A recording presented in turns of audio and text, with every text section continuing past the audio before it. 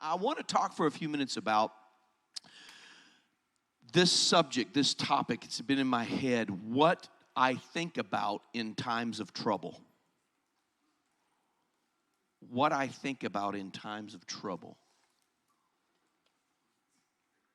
What do you think about when trouble comes your way? What is your immediate thought?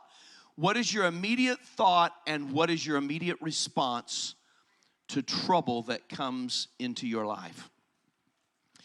I want you to think about that for a minute. Do you immediately think I need to get with God? Or do you run away from Him?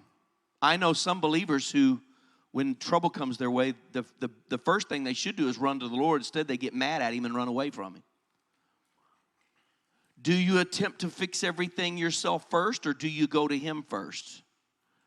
And there's a psalm that was written a long time ago that might help us to start thinking and remembering the right way to journey through our troubled times. Psalm chapter 77, starting in verse 2 and 3. I'm looking for a contemporary English version. Says, "In days filled with trouble, I search for you. And at night, I tirelessly lift my hands in prayer." All of that so far was really good. But this guy, this author of this, is about to tell us that he's human like we are. "In days filled with trouble, I search for you, Lord. And at night, I tirelessly lift my hands in prayer." Yeah, we got it. We're with you on that. But he goes on to say, "I tirelessly lift my hands in prayer, refusing comfort." How many of y'all pray that way? "Oh, God, I need you. I'm praying. but I refuse to be comforted." Now, you don't say it as such, but the way you act, that's what you're basically saying. "I tirelessly lift my hands in prayer. I search for you. I ask you to help me. You show up, and I refuse comfort. When I think of you," he said, "I feel restless and weak." Now, a lot of us, if we'll be honest, we would have to say that that's how we reacted the last time trouble came to our life or to our family. Those three words would probably express and communicate the way we initially responded to that. It is logical and normal to feel uncomfortable, restless, and weak. Just like the author says here. Am I right? We automatically go to that. That's our go-to. Something bad has happened. My automatic go-to is I'm uncomfortable, I'm restless, and I'm weak. But now the author remembers something as he continues to write the psalm. He eventually gets here, but my thought was, how much stress might he have saved himself had he started where he eventually arrives? He starts with the verse that I just read, but eventually he gets down here to verse 11 and 12. "Oh Lord, I will remember." He's going to make a choice. He's going to make a choice to think about something. "I choose," he said, "to remember the things you have done, your miracles of long ago. I will think about each one of your mighty deeds." And I'm like, that's it. There's the answer. You can't help a lot of times what happens to you. Now, there are a few things in life that you probably bring on yourself. Amen? You make bad decisions, you get bad results. You'll never get the wrong thing for doing the right thing, but you will get the wrong thing for doing the wrong thing. You'll never get the right thing for doing the wrong thing. Did you hear that? So when you make the right decisions, it will eventually produce right and good things. But in the midst of you attempting to live that life, sometimes bad things happen to you that are not as a result of a decision that you made. You still there?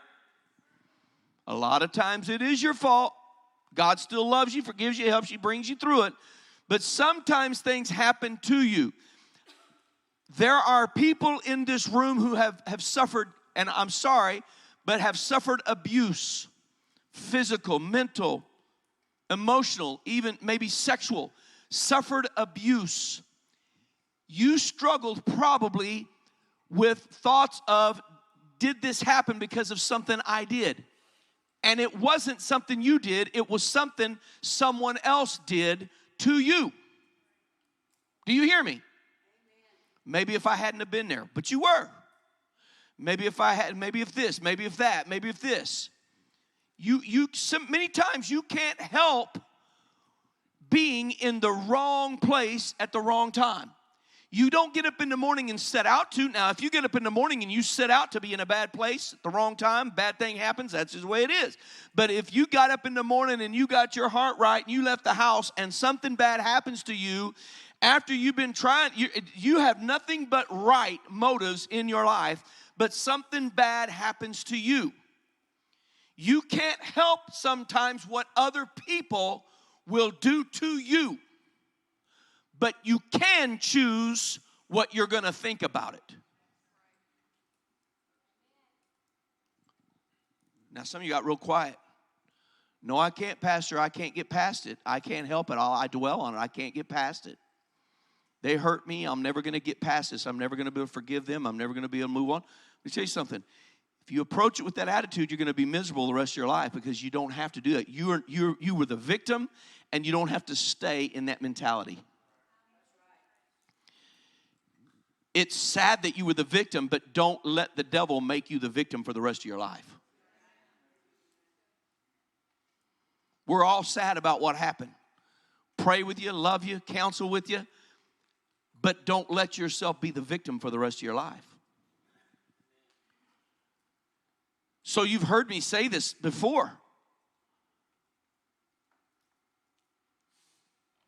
I have the ability to choose what I think. This passage just said it. He said, when I'm in times of trouble, I will remember. That is a conscious choice on his part. I will remember. Immediately, now listen, immediately, something bad happens, your natural tendency is going to be what? Uncomfortable, restless, and weak. Uncomfortable, I don't feel good about this. Restless, I got to get it fixed right now. Weak, I'm going to say things I probably shouldn't say. That's the natural, logical, normal response to when bad things happen to us. But the psalmist says to us, when those things happen, yeah, that's how I initially thought. Then I